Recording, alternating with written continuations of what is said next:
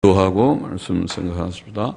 하나님 아버지, 우리의 기도와 찬양을 받으시며 부족한 종에게 성경 말씀을 조금 증거하고 해석할 힘을 주시고, 하나님께서 말씀하여 주시고 하나님께서 은혜를 주셔서 종으로 하여금 하나님의 말씀, 성경 말씀을 조금 해석하게 하시고, 또 사랑하는 모든 심령들이 하나님의 친음성을 사모하며 듣게 하여 주시고 받게 하여 주옵소서. 유익이 되게 하여 주옵소서. 구원과 거룩함이 되게 하여 주옵소서. 예수님의 이름으로 기도하옵나이다. 아멘. 아멘. 성도덕에 관한 법입니다. 1절 말씀 다시 보십시다. 여호와께서 모세에게 일러 가라사대 너는 이스라엘 자손에게 고하여 이르라. 나는 여호와 너의 하나님이라. 이 법을 주시는 자는 여호와 너희 하나님, 여호와 이스라엘의 하나님이시라고 말씀했습니다. 여호와는 영원 자존하시는 하나님을 가리키는 명칭이라고 이해하고 있습니다.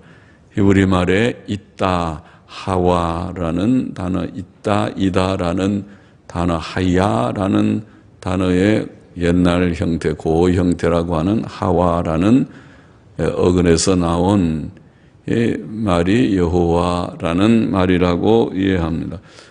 하나님은 스스로 계신 분이시다.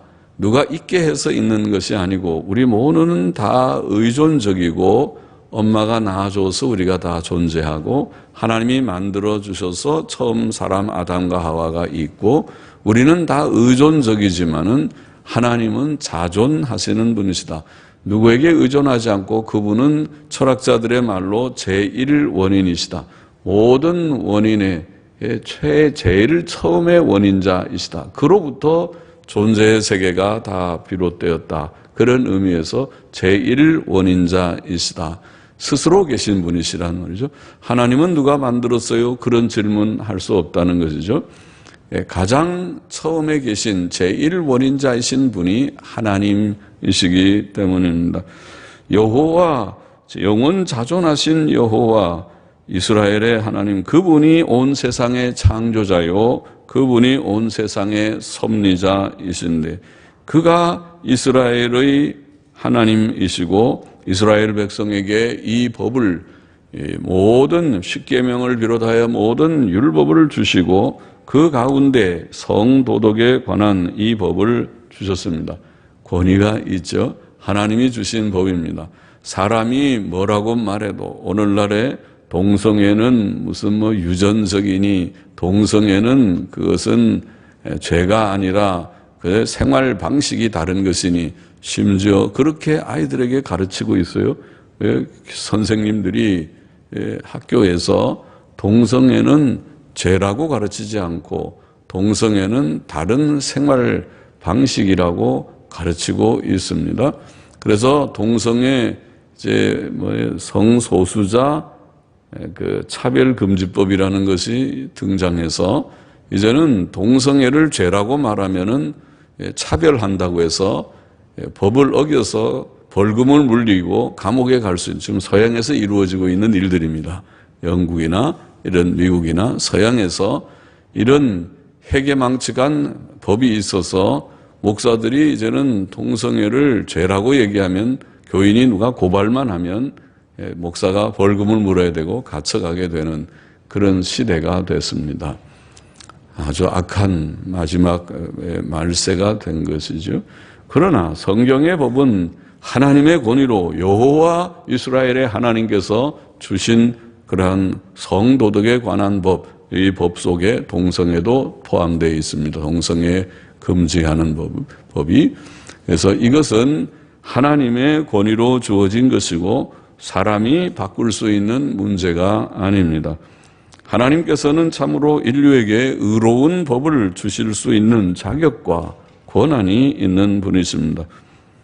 하나님께서는 이스라엘 백성에게 이렇게 말씀하셨습니다. 너희는 그 거하던 애굽 땅의 풍속을 쫓지 말고, 풍속이라는 풍속이 뭡니까? 풍속은 사람들의 행위들이 오래 누적되면 풍속이 되는 거죠. 거기에 그 사회에서 그들이 그렇게 행하면 그걸 풍속이라고 말합니다. 원문의 풍속이라는 마세라는 말은 그냥 행위들이라는 말입니다. 자꾸 행하면 그 사회에 가니까 그렇게 행하다. 동성애를 자꾸 예를 들면 하면 그러면 그게 풍속이 됩니다. 그래서 동성애는 그거는 뭐 다 우리가 의뢰하는 건데 뭐 다 요새 보면은 다 하는데 제가 이제 미국 가기 전에 젊을 때에는 30대에는 길거리에서 남녀가 이렇게 뽀뽀하는 것을 전혀 볼 수가 없었어요. 그때는 벌써 벌써 몇십 년이 흘러갔습니다만은 미국에 가니까 미국은 그렇게 하더라고요. 길거리에서 뭐 뽀뽀하고 야단해요. 그래서 야, 해괴망측한 사회다. 그랬는데 그 다음에 공부하고 이제 돌아와서 조금 지나니까 우리나라도 그렇게 하더라고요. 요즘에는 이 길거리에 이 홍대 거리에서는 간혹 잘 볼 수 있는 그런 현상이 됐습니다. 그건 이제 풍속이라는 거예요. 행위들이 자꾸 누적되면 그게 풍속이 돼서 뭐 다 그렇게 하는데 뭐 그렇게 돼버리는 것입니다. 그래서 그 애굽 땅의 풍속을 쫓지 말고 그 행위들을 따르지 말고 또 내가 너희를 인도할 가나안 땅의 풍속과 규례도 행하지 말고 그러니까 애굽에서 그들을 건져냈으니까 애굽 땅도 본받지 말고 또 너희가 지금 들어가는 가나안 땅도 본받지 말고 왜냐하면 애굽도 음란하고 우상숭배적이고 가나안 땅도 우상숭배가 가득하고 음란했거든요. 그러니까 그 본받을 게 하나도 없다는 것입니다. 그 세상의 풍습이 그런 것입니다. 세상은 미국도 본받을 것이 없고 영국도 본받을 것이 없고 또 물론 러시아나 중국은 더 본받을 것이 없고 그것은 도덕성은 그야말로 바닥이니까 예의범절도 없고 무슨 뭐 대통령을 국빈 초청해 놓고는 그런 짓을 해놓고도 사과 한마디 할 줄 모르는 그런 사람들은 아예 상대할 가치가 없는 사람들이라고 보이지만은 세상의 풍속을 따르지 말고 하나님께서 보이신 어떻게 하나님께서 우리에게 거룩하고 경건하고 또 선하게 처신하게 하는가 가르치는 계명, 십계명을 좇아서 하나님이 가르친 규례를 따라서 살아야 된다는 것을 말씀하고자 하시는 거죠. 그러니까 애굽의 풍속도 아니고 가나안 풍속도 아니고 너희는 나의 법도를 좇으며 나의 규례를 지켜 그대로 행하라. 이거는 옳습니다. 오늘날에도 변함이 없습니다. 오늘 우리 신약 성도들은 무엇을 본받습니까? 우리가 늘 말하는 대로 목사와 장로들이 임직할 때에 서약하는 제일 첫 번째 서약하는 내용이 뭡니까? 당신은 신구약 성경이 하나님의 말씀이요 우리의 신앙과 행위의 정황무한 유일의 법칙인 것을 믿습니까? 예, 해야 임직할 수 있습니다. 나는 성경을 그렇다고 생각하지 않습니다면은 그러면은 또 그들대로 살면 됩니다.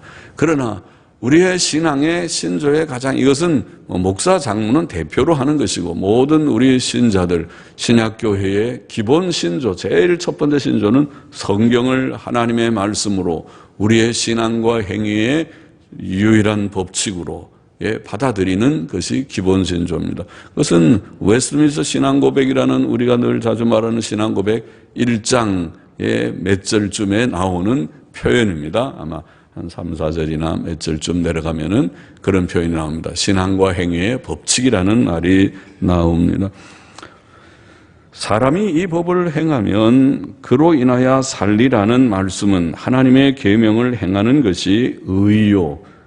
그 의가 사람에게 생명, 영원한 생명이 됨을 보이는 것입니다. 의로워야 삽니다. 죄 지으면 죽습니다. 그것은 성경의 원리입니다. 죄의 결과는 죽음이요 의의 결과는 생명입니다.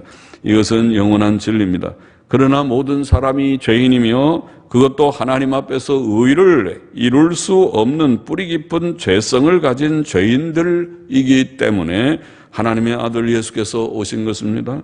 우리를 위해 십자가에서 죽으신 것입니다. 대속 제물 제사라고 불리우는 대속 제물이 되셨고 우리의 죄를 세상 죄를 지고 가는 그런 어린 양과 같이 되셔서 우리의 죄책과 죄의 무거운 짐을, 우리의 과거와 현재와 미래의 모든 죄들, 우리가 지옥 갈 만한, 하나님 앞에 정죄받을 만한 우리의 모든 죄의 무거운 보따리를, 죄짐 보따리를 그가 짊어지시고 죄인이 되셔서, 의로우신 그가 죄인이 되셔서 정죄를 받으시고, 우리가 죽어야 할 죽음을, 내가 죽어야 할 죽음을, 내가 손으로 발로 또 내 욕망으로 마음으로 범죄한 것들을, 내 머리로 생각으로 범죄한 것들을, 죽어야 할 그 죽음을 그가 대신해서 머리에는 가시면류관을 써서 피를 흘리고 양손과 양발에는 대못을 박아서 완전히 죄를 죽여버리듯이 상징적으로, 너 이놈 이 손으로 나쁜 짓 많이 했지, 얼마나 나쁜 짓 했느냐, 남 때리기도 하고 이걸로 모든 나쁜 짓, 발로 나쁜 데 많이 걸어다녔지 놈 하고 너는 이제 죽어라. 그리고 양쪽 손에다가 꽝꽝 못을 박아서 내는 완전히 너는 손이 죽어버려서 이제는 이 손 갖고 이제 내가 더 이상 이제 죄를 못 짓는다. 발도 깡깡 대못 받아, 넌 아무데도 못 가. 이제 넌 죽은 자야, 죽은 자. 옆구리에다 창을 찔러서 완전히 물과 피를 흘려서 너는 죽었어, 너는 죽었어. 그래야 우리는 내가 죽어야 할 죽음을 예수님 대신 당하심으로 완전히 나는 죽은 자가 되고, 예수님 믿는 믿음 안에서 새 생명을 삶으로써 이제는 네가 옛날처럼 죄 짓지 말고 죄악된 일 살지 말고 애굽의 풍속도 가나안의 풍속도 우상숭배와 음란의 모든 이 세상 풍습을 따르지 말고 너는 하나님 한 분을 경외할 줄 알고 하나님의 법도대로 거룩하고 정직하고 의롭고 선하게 살 줄을 아는 자가 되라. 그것이 복음이죠. 그것이 하나님의 가르침이시죠. 그렇게 해서 내가 죄인이기 때문에 내가 스스로 잘 할 수 없어서 주님이 오셔서 대속죄물 내심으로 그 완전한 의를 이루심으로 그 의 안에서 내가 새 생명을 얻어서 이제는 바르게 사는, 이제는 내가 바로 산다. 새 생명이 있어야 바로 사는 일거든요. 새 생명이 없으면은 죄만 짓는데, 죄 짓는 건 잘할 줄 알죠. 죄는 안 배워도 잘하는 것 같아요, 애들이. 거짓말은 안 배워도 잘하는 것 같고, 자기에게 유익하면 뭐든지 거짓말하고 또 악을 행하는 건 잘 행하는 것 같아요. 성경 읽는 건 어렵고 성수주의를 하는 거 어렵고 하나님의 법도대로 성경 말씀대로 바로 사는 것은 꽤 어려운 것 같고, 그렇지 않고 자기 멋대로 사는 것은 잘하는 것 같아요. 사람들이 자기 좋은 대로 살라 그러면 그건 아주 해방이죠. 자녀들은 부모에게 공경하라. 아이, 그것부터 귀찮아서 부모 공경이 뭐고 내게 자유를 달라, 자유를 달라. 그래서 탕자처럼 부모를 떠나가지고 빨리 내 재산이나 유산 내놓으시오. 유산이나 받아가지고 내 마음대로 가서 허랑방탕하게 하고 싶은 대로 다 실컷 먹고 마시고 놀고 쓰고 살고 싶어가지고 그렇게 하는 근성이 사람 속에는 있는 것 같아요. 탕자의 근성이. 그래서 부모는 자식을 정말 위하고 너 이렇게 가는 것이 좋고 유익하고 이렇게 하면 좀 안 좋은데 위험한데 부모가 다 알아서 가장 자녀에게 좋은 길을 지도해 주기를 원해도 그거 듣기가 싫은 것이 자식의 성질인 것 같아요.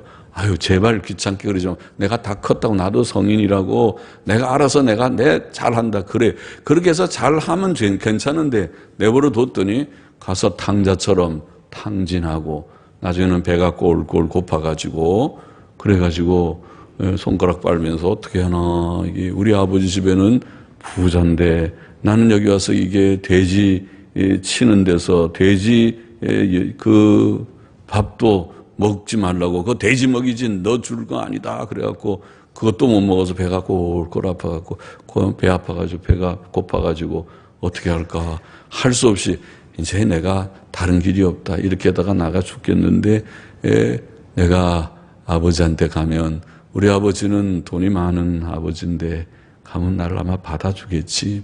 거기 가서 내가 이제는 아들은 안 되겠고 종만 해도 그래도 여기보다는 낫겠다. 그래서 우리 아버지는 착해서 종들한테도 배는 불리게 했는데 여기는 이게 이래갖고 굶어 죽겠다. 그러고 돌아가는 그 모습과 같이 그 인간의 모습을 보인 거거든요. 그것이 모든 죄인이 죄성, 자유를 주장하고 독립을 주장하는 아이들이나 자식들이나 어른도 마찬가지죠. 제발 날 간섭하지 말라고 우리가 다 알아가지고 잘한다. 우리 알아서 알아서 잘하면 괜찮지만 알아가지고 잘못하니까 그래서 죄만 짓고 내버려 두면 사람이 경건하게 안 살아요. 경건하게 살고 바르게 살면은 오직 좋겠어요. 그러나 성경의 역사가 보여주는 대로, 인류의 역사가 보여주는 대로 그렇지 못해서 문제죠. 6절 보십시다. 너희는 고륙지친을 가까이 하여 그 하체를 범치 말라. 자, 이게 참 중요한 것입니다. 고륙지친이라는 건 우리의 가족들이잖아요. 한 가족에 사는데 가족들 속에, 가족이라는 건 하나님께서 아담과 하와 남자와 여자를 만드셨기 때문에 한 가족 안에는 아들도 출생하고 딸도 있어요. 아빠도 있고 엄마가 있고. 아빠하고 아빠만 둘이 살면 이상하죠? 아빠만 둘이 살아가지고는 집안이 안 되죠. 그런데 아빠도 있고 엄마도 있어요. 아빠가 생김이 다르고 엄마가 생김이 다르죠. 아빠는 여기다 인데 막 털도 나고 그러는데 엄마는 이런 게 아주 매끈하잖아요. 아빠랑 엄마랑 다르잖아요. 다른 남자와 여자가 서로 다른 두 성이 그래서 한 가정을 이루는 것이 하나님의 뜻이란 말이죠. 그렇게 살다 보면은 하나님께서 또 복을 주셔서 거기에서 자녀가 출산하는데 어떤 때는 주영이도 나고 주희도 낳는다고요. 주영이만 계속 낳는 게 아니라 이게 아들도 낳고 딸도 낳듯이, 그렇죠? 그렇게 어떤 집은 뭐 딸들만 낳기도 하지만은 아들도 낳고 딸도 낳고, 여하튼 참 신기한 거 하나는 이 세상에 남녀가 같이 이렇게 어울려서 사는데 이 남자와 여자의 숫자가 똑같다는 거예요. 똑같지 아니라 아주 비슷하다는 것입니다. 내버려둬서 출생하는데 하나님의 섭리 가운데 다 출생해서 서로 결혼해서 자식 낳고 사는데 이상하게 남자가 월등히 많고 여자가 조금이면 이거 보통 문제가 아니잖아요. 결혼이 안 되는데. 그런데 남자와 여자의 성비가, 그 두의 숫자가 비슷하다는 거예요, 항상. 의도적으로, 아이고, 이제는 자녀가 뭐 출산하냐, 미리 다 초음파로 봐가지고는 그 다음에 안 되겠다. 딸이니까 지워. 낙태를 시켜서 강제로 죽입니다. 죽여서 여자를 죽이기 때문에 남자가 좀 많을지는 몰라도 내버려두면 자연적으로 같다는, 참 신기한 얘기죠. 그래서 하나님이 하시는 일이에요.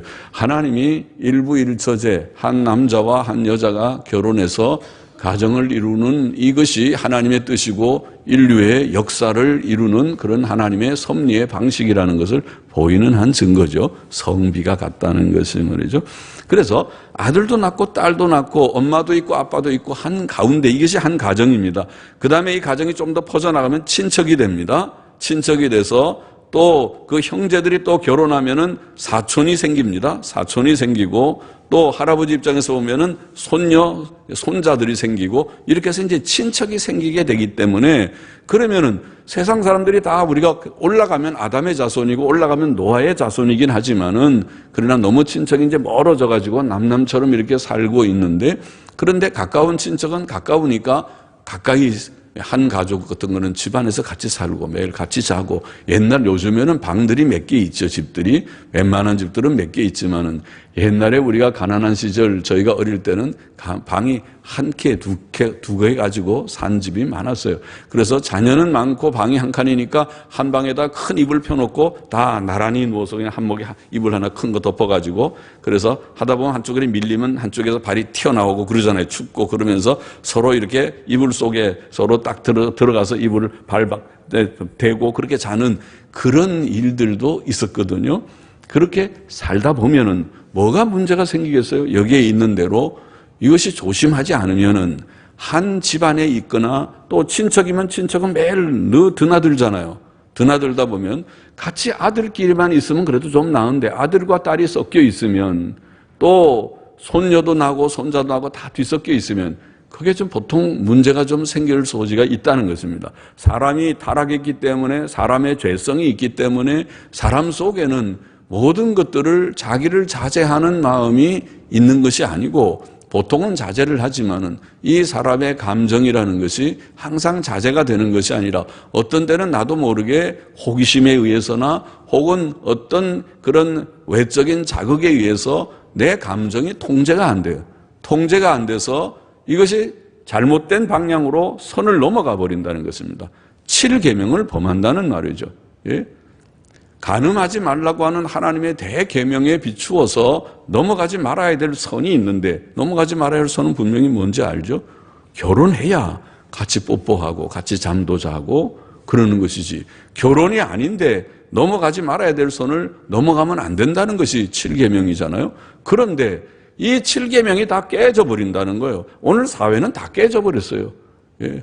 젊은이들의 사회 속에서 다 깨져버렸어요. 나는 젊은이들이 너무 짧은 미니스커트나 또 정말 아슬아슬하게 보이는 그런 치마들을 입고 다니는 걸 보면 걱정이 많이 돼요. 저 큰 걱정이다. 저건 자기는 아무 문제가 없을지 모르지만은 상대방인, 특별히 남성은, 남성과 여성의 기질이 좀 다른데 여성은 그런 의식이 좀 적을 수도 있어요. 그것도 좀 무지한 거지만은, 그러나 남성들은 약간만 자극이 돼도 그것이 상당히 감정에 자극이 생겨요.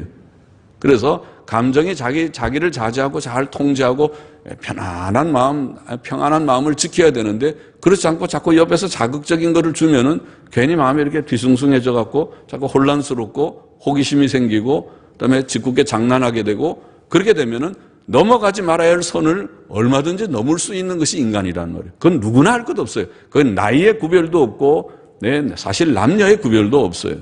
거기에는 그것은 80 먹은 노인이 젊은 열대 된 젊은 여아를 넘어서지 말아야 할 선을 넘어서 범할 수 있는, 7계명을 범할 수 있는 길이 있는 것입니다. 그거는 반대도 마찬가지입니다.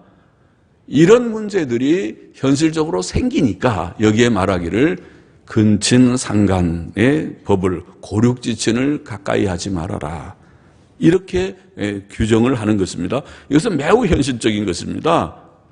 우리가 어떤 때는 좀 너무 노골적이게 다 말했네요. 구체적으로 노골적이지만은 노골적이게 말하지 않을 수 없는 것이 인류의 역사입니다.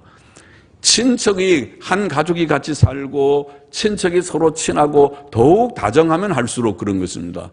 아예 친척이 남남처럼 형제들이 서로 정이 없어가지고 형하고 동생하고 넌 남남이야, 넌 같은 우리 집이지만은 형은 형대로 가, 나는 나랑 관계없다, 또 여동생은 여동생대로, 서로 사랑이 없으면 그래도 좀 문제가 적을지는 몰라도 사랑하면 할수록, 정상적인 것은 사랑이 많아야 되고 한 가정이 많아야 되고 친척들도 우애가 있어서 자주 모이고 때마다 모이고 생일 때마다 모이고 무슨 일이 있으면 서로 전화해서 다 집합해라, 다 모여가지고 먹고 마시고, 좋습니다.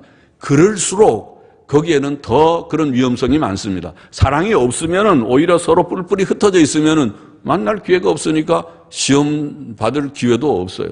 그러나 사랑이 많고 서로 만날 기회가 많으면 많을수록 그런 문제가 생기게 되는 것이죠. 그것이 인간의 연약입니다. 우리가 우리 자녀들을 예를 들면 외국에 보낼 때에도 걱정하는 건 하나밖에 없어요.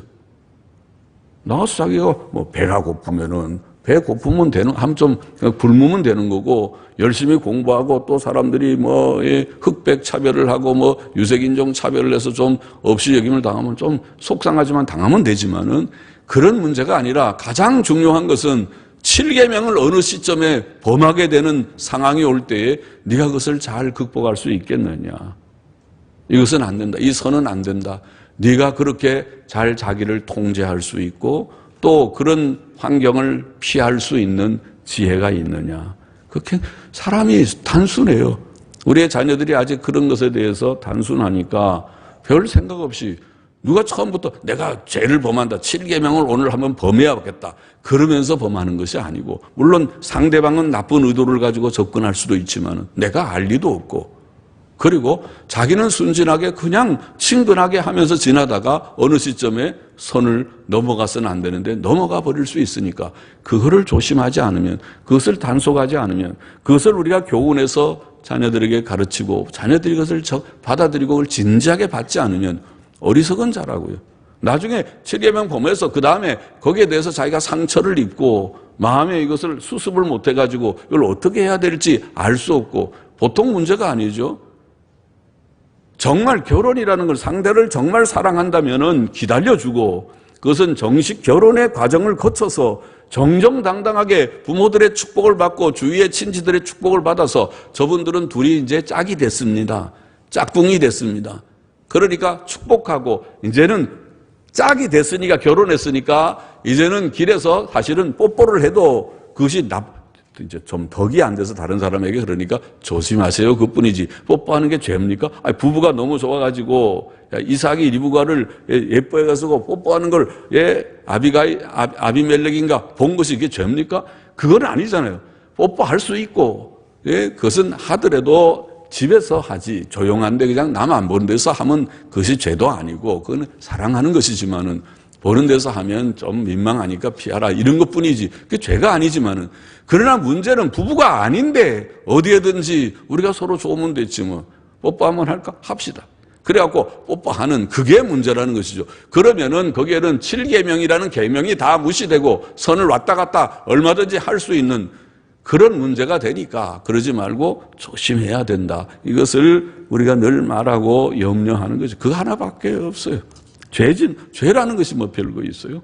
다른 거는 뭐 도둑질을 하겠습니까? 도둑질도 물론 하도 안 하고 또 남자들이 힘이 있다고 남을 폭력으로 때리겠습니까? 그런 일도 물론 안 되지만은 그런 것들은 그래도 누가 때리면 맞으면 되고 누가 내 거 훔쳐가면 내가 잃어버리면 되고 그러면 되지만은 그런 문제가 아니라 죄 짓는 문제는 내가 연루돼서 내가 피해를 당하든지 어떤 죄를 범하게 되게 될 때는 하나님 앞에서 그게 문제고 내 마음에 큰 상처가 되고 이거는 쉽게 수습이 잘 안 돼요. 소위 그걸 뭐 여자들이 당한다고 그런 표현을 하지만은 당하게 되면은 그것을 나중에 그것이 큰 상처가 돼서 나중에는 그것 때문에 정신적인 어떤 질병까지 가버리게 돼요, 여자들이요. 그것을 자기가 스스로 잘 극복하지 못하니까. 그러니까 그렇게 되지 않도록 미리 부모들이 가르쳐 줘야 되고 조심해야 된다. 그것은 작은 문제가 아니다. 근데 여기에 고륙지천을 각하이하여 하체를 범하지 말라. 나는 여호와니라. 근친 상간을 경계한 것입니다. 하체를 범한다는 바는 아주 부드럽게 그렇게 표현한 것입니다. 원문의 뜻은 벌거벗음을 드러낸다 혹은 동침한다.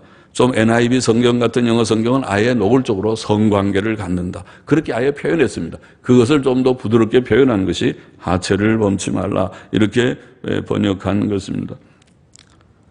나는 여호와니라. 내 어미의 하체는 내 아비의 하체니 너는 범치 말라. 아들이라 하더라도 어미의 하체를 범할 수 있다는 것을 말합니다. 그러니까 조심해야 된다. 아들들은 조금씩 커가면 이제 벌써 10대살만 넘어가도 자기를 통제해서 조심하고 엄마라 하더라도 너무 엄마한테 품에 막 안겨서 이렇게 부비는 것은 그것은 좋지 않은 것입니다. 그것은 벌써 조심해야 될 그런 필요가 있는 일입니다. 어미를 가까이 너무 가까이 하는 것은 그렇습니다. 또 마찬가지로 계모의 하체를 범치 말라. 엄마나 계모는 다 아버지의 부인이 아닙니까? 거기에 대해서 조심을 시키는 말씀이 있고 구체적으로 다 이렇게 말했고 9절 이하에 보면 너는 내 자매 곧 내 아비의 딸이나 내 어미의 딸이나 집에서나 타처에서 출생하였음을 물러나고 그들의 하체를 범치 말라. 여동생이죠. 누나이든 여동생이든 한 집안에 살다 보니까 언제든지 단둘이 있을 수 있는 시간이 있을 수도 있고 조심하지 않으면은 그것이 넘어진다. 그것은 7계명을 범하는 것은 작은 문제가 아니다. 이것은 10계명에 나와 있는 계명을 어기는 것이고 계명을 범하게 되면 그가 결혼의 상대가 아닌데 결혼의 상대라면은 인내하고 차라리 결혼을 해. 결혼을 해야지. 결혼하지 않고 결혼의 상대가 아닌데도 7계명을 왔다 갔다 범하고 그러면 하나님께서 네 앞에 복을 주지 않는다. 너도 인생에 복된 생을 살아야 될 것이 아니냐. 내가 일순간에 감정에 의해서 7계명을 왔다 갔다 범하면 내 앞길이 복되지 않는데 네가 그것을 원하느냐? 그럴 거 원하는 사람은 없을 거예요. 아니죠. 나는 좋은 결혼해가지고 아들, 딸 낳고 예쁜 가정을 이루고 행복하게 사랑받고 사랑하면서 그렇게 인간답게 그렇게 다 모든 사람이 부러워하는 그런 가정을 이루고 싶어요. 다 그렇게 말할 거예요. 그러니까 그것이 너의 이상이고 그것이 정상이라고 한다면 조심하라고 할 때 예, 알겠습니다. 그래야지. 그래서 뭐 그렇게 너무 뭐 아이고 너무 이게 나 뜨겁게 너무 구체적으로 그렇게 뭐 얘기하고 내가 다 우리 알아요. 그런 거 다 우리가 조심할 수 있어요. 그렇게 말할 문제가 아니라고. 사람의 연약이 있으니까 이렇게 하나님께서는 구체적으로 다 말했어요. 누나랑 여동생과 랑 조심하고 또 할머니 할아버지에 대해서도 손녀와 외손녀를 조심하라 그랬어요. 할아버지 할머니가 아이고 내 사랑스러운 외손녀의 손녀인데 얼마나 예뻐. 아이고 예쁘지. 하삐 그렇지요. 할아버지요. 할아버지 그렇게 좋아한 깜짝 죽어가는 할아버지고 할머니고 그러겠죠. 그러나 성경은 조심하라. 조심하라. 그를 기억하고 조심해야 된다고 했습니다. 조심하라. 또 여기에 보면은 이 고모와 이모의 하체를 범치 말라. 고모는 아까 엄마와 똑같이 엄마의 아빠의 여형제들, 또 이모는 엄마의 여형제들이 아닙니까? 그거를 조심하라. 그렇게 말씀했고 15절에는 자부의 하체를 범치 말라. 며느리에 대해서도 말을 했어요. 며느리 사랑은 시아버지 사랑이라고 하는 며느리는 시아버지가 며느리를 이렇게 예뻐하고 사랑하는 건 좋지요. 그것이 미워하는 것보다는 좋지만은 선이 있으니까 너무 선을 넘어가게 너무 친근하게 우리 시아버지는 정말 사랑이 넘치다고 그게 좋을 수도 있지만은 위험할 수도 있으니까 됐어요. 그냥 사랑은 마음으로 하는 거지. 너무 그렇게 접촉하면서 얼마나 아이고 우리 며느리 예쁜 며느리 노타치 그렇게 그게 사랑이 아니다. 사랑은 그냥 아이고 참 우리 며느리 위하고 또 좀 생각을 좀 배려를 하고 그렇게 하는 것이죠. 그래서 자부의 하체를 범치 말라 그런 말도 나오고 형제의 아내의 하체를 형수나 제수나 마찬가지죠. 하체를 범치 조심을 하라.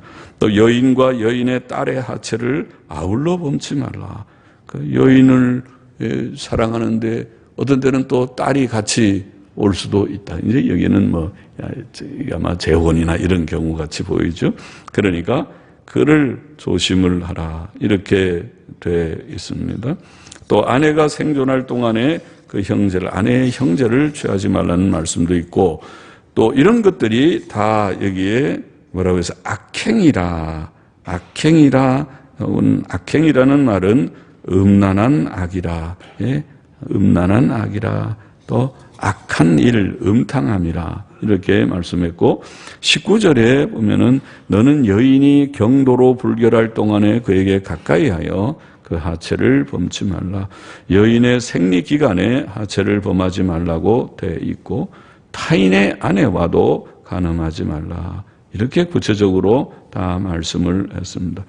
그리고 이제 이런 성도덕을 말씀하는 어간의 가운데서 몰렉에게 내 자녀를 불로 드리자. 불로 통각해 말라. 20절입니까? 21절에 말씀한 것은 불로 태워서 몰렉에게 제물로 드리는 이방인의 우상숭배의 아주 극치지요. 이런 우상숭배를 하는 행위를 가르쳤습니다. 영적인 간음 행위와 같은 것이죠. 그리고 이제 23절에 동성애에 대해서도 말했어요. 너는 여자와 교합함 같이 남자와 교합하지 말라. 남자 동성애죠. 그러면 남자 동성애뿐 아니라 원리는 똑같으니까 여자 동성애도 마찬가지입니다. 동성애도 성경이 금했습니다. 이는 가증한 일이니라. 가증한 일이다. 하나님 앞에서 하나님이 얼마나 미워하시는 일이란 말이죠. 그러니 이런 일을 하지 말라. 또 너는 짐승과 교합하여 자기를 더럽히지 말라. 짐승과도 교합할 수 있는 그런 일이 된다는 말이에요. 사람이 어떤 때는 이 아주 성적으로 그들이 잘못되게 자꾸 나아가다 보면 그러면 짐승과도 관계를 가지려고 하고 여자도 마찬가지라고 해서 여자가 된 자는 짐승 앞에 서서 그것과 교접하지 말라. 남자나 여자나 다 똑같은 것입니다. 조심해야 된다. 이는 문란한 일이니라. 문란한이라는 말은 본성과 하나님의 질서를 어긴 문란 혹은 성적인 도착 가증한 것들 이런 뜻이라고 사전에 되어 있습니다. 24절 넘어가 보십시다. 너희는 이 모든 일로 스스로 더럽히지 말라. 내가 너희의 앞에서 쫓아내는 족속들이 이 모든 일로 인하여 더러워졌고 그 땅도 더러워졌으므로 내가 그 악을 인하여 벌하고, 하나님께서 그 가나안 땅이, 애굽도 그렇지만 가나안 땅이 특별히 이렇게 부패되어 있기 때문에 내가 그 악을 벌하고, 그래서 뭘 벌였습니까? 가나안 친족을 멸하라. 하나도 남기지 말고 다 죽이라.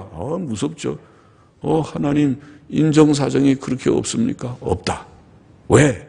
그들이 우상 숭배가 극심하고 음란이 너무 만연해서 하나님께서 이 땅을 보실 때 안 되겠다, 이것이. 그래서 제가 늘 두려워하는 것도 그것이에요. 우리가 예수 믿는 사람들이 많아서 하나님 긍휼히 여겨주세요. 기도는 하지만은 하나님이 서울을 보실 때 이 안 되겠다. 이 서울의 강북보다 강남은 더 썩었고, 강북도 강남 못지않게 특별히 강북에는 홍대 앞이 썩었다. 하나님이 만일 그렇게 판단하시면, 제가 좀 썩었다는 것이 아니라 하나님 보실 때 이것들 봐라. 진짜 엉망이네. 안 되겠다. 하나님이 소돔 고모라를 보실 때 그렇게 보신 거잖아요. 이것들 봐라. 이것들이 막 동성애들하고 엉망진창이네. 무질서하게 그지갖고 부두덕하는 게 안 되겠다. 하늘에서 유황불비를 내려서 싹 태워버린다고. 그것이 소돔 고모라의 멸망입니다. 하늘에서 유황불비가 내려서 태워버렸습니다. 하나님께서 우리가 강남이든 홍대거리든 보시고 이것들 봐라. 이 젊은이들이 전부 술이나 취해서 비철거리고 정무 엉망이고 7계명은 무슨 갖다가 쓰레기통에 집어넣고 이것들 봐라. 잘한다. 그렇게 만일 하나님이 그렇게 판단하시면 이거 안 되겠다. 때려버려라 한번. 그러면 김정은이가 미친 짓 할 것입니다. 이래도 안 되겠다. 우리가 자꾸 요새 굶고 미국은 조여들고 이거 참 어차피 이러다가 내가 죽게 생겼으니 내가 먼저 선수 친다. 그리고 미친 짓 하고 야 쏴 그러면은 한 방이 날라올 것입니다. 한 방이 이제는 그냥 무슨 스커트 미사일이 날라오는 게 아니라 핵 미사일이 한 방 날라오면 그야말로 서울이 불바다가 될 수도 있을 것입니다. 근데 그것은 김정은이 결단이지만은 누가 김정은의 마음을 결단시킵니까? 하나님이 하시는. 하나님이 김정은 보고 한번 해 그냥. 너도 죽어. 가만히 있으면 너 죽어. 지금 죽기 직전이야 너가. 지금 오만 가지 배르고 저러다가 언제 한번 트럼프가 먼저 그러면은 너는 삽시간에 아예 북한이 아예 없어져 버린다고 말하니까 이제는 한두 발로 치지 않을 것이다.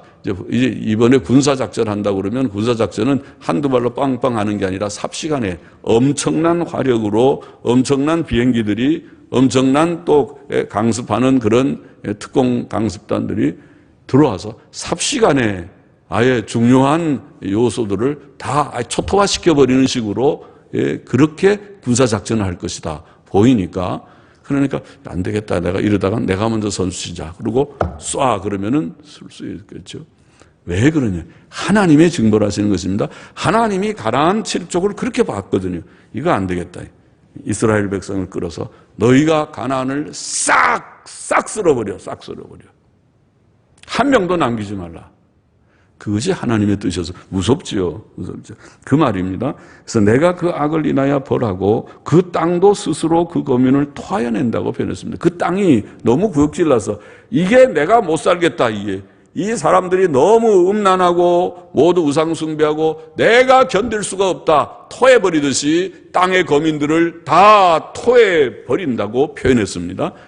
그렇게 이 땅이 하나님의 만드신 금수강산이 깨끗해야 되고 거룩해야 되고 좋아야 되는 아름다워야 될 땅이 토하여 낼 것이다. 죄악된 것을 토하여 낼 것이다. 죄인들을 토하여 낼 것이다.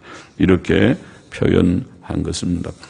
오늘 본문의 교훈은 바로 처음에 말한 대로 이 세상 풍속 본받지 말고 하나님의 법도를 행해야 된다. 이것은 오늘날도 진리입니다. 이 세상의 종교, 문화, 풍속, 유행, 복장, 음악 이 세상의 것들을 본받지 말고 성경 교훈으로 돌아가서 하나님께서 원하시는 교훈대로 우리가 살기를 결심하고 힘쓰지 않는다면 하나님을 결코 기쁘시게 할 수 없을 것이다. 세상 본받지 말아야 된다는 것. 두 번째, 특별히 구체적으로 근친 상간과 음행을 조심하라고 오늘 본문은 아주 구체적으로 분명하게 적나라하게 말씀했습니다. 그러나 매우 중요한 문제를 말씀했습니다. 우리가 명심 또 명심해서 이것도 나는 들은 적이 없어요. 그런 거 한 번도 읽어본 적이 없어요. 배워본 적이 없어요. 예. 그러지 말고 그 목사님한테 한번 들었어요. 저도 읽어봤죠. 레위기 18장. 아이고 너무 그게 부끄럽게 그냥 적나라하게 구체적으로 돼 있더군요. 저도 알고 있습니다. 저도 조심하고 있습니다. 하나님이여 도와주세요. 저를 끝까지 지켜주세요. 그렇게 돼야겠다는 것입니다. 어리석게 아이고 괜찮다고 우리는 아주 순수한 마음으로 사귀는 것입니다. 순수하게 같이 손잡고 순수하게 한번 포옹하고 순수하게 우리는 아주 순수한 감정입니다. 그따위 순수한 감정은 없습니다. 예. 사람 속에 죄성이 있기 때문에 순수한 감정이 없습니다. 순수하게 시작된 것이 불순하게 끝나기 일쑤입니다. 이것이 인간입니다. 인간의 죄성입니다. 그래서 조심하라. 조심밖에 없습니다. 조심하지 않으면 본인은 순수하게 시작했지만은 끝은 상처로 또 범죄로 끝나게 되기 때문에 그렇습니다. 그리고 음행을 방지하기 위해서 성경은 무엇을 가르쳤습니까? 그것은 왜 이런 지금 말한 성적인 탈선, 젊은이들의 혼전관계 이런 것들을 우리가 오늘날 동성애까지 나오는 이 엉망진창인 세속사회의 풍조 문화라고 하는 이것을 거스르기 위해서 성경이 가르친 대책은 조심하는 거 물론 첫째지만은 대책은 결혼입니다. 정상적인 결혼입니다. 그래서 결혼을 장려하는 것입니다. 결혼은 음행 방지를 위한 하나님의 한 방책입니다.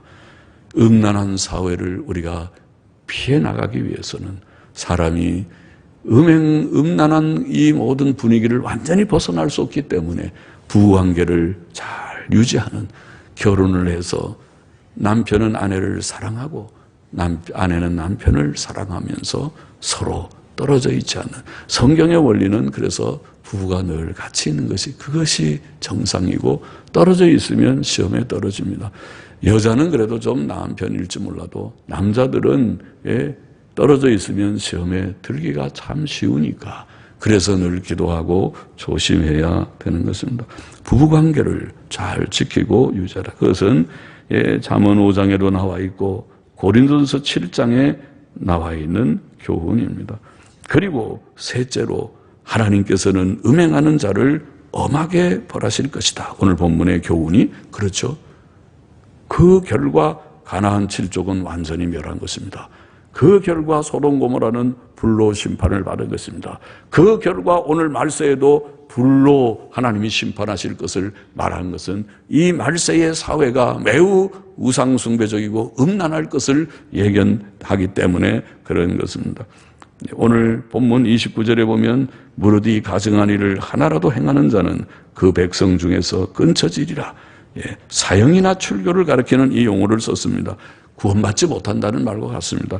오늘 신약 성경은 간음하는 자, 음행하는 자가 하나님 나라에 들어가지 못하며 고린도전서 6장, 갈라디아 5장, 에베소 5장, 계시록 22장 영원한 지옥 불못에 던지울 것이다. 계시록 21장 8절에 분명히 경고했습니다.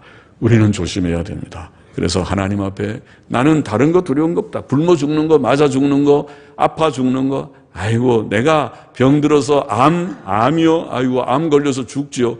죽으면 좀 고통은 좀 있지만 내가 진통제 좀 먹고 정 나중에 안 되면 몰핀 진통제 최종적으로 좀 맞고 견디다가 죽지요. 암 하나님이 오라고 그랬으면 가야 되죠.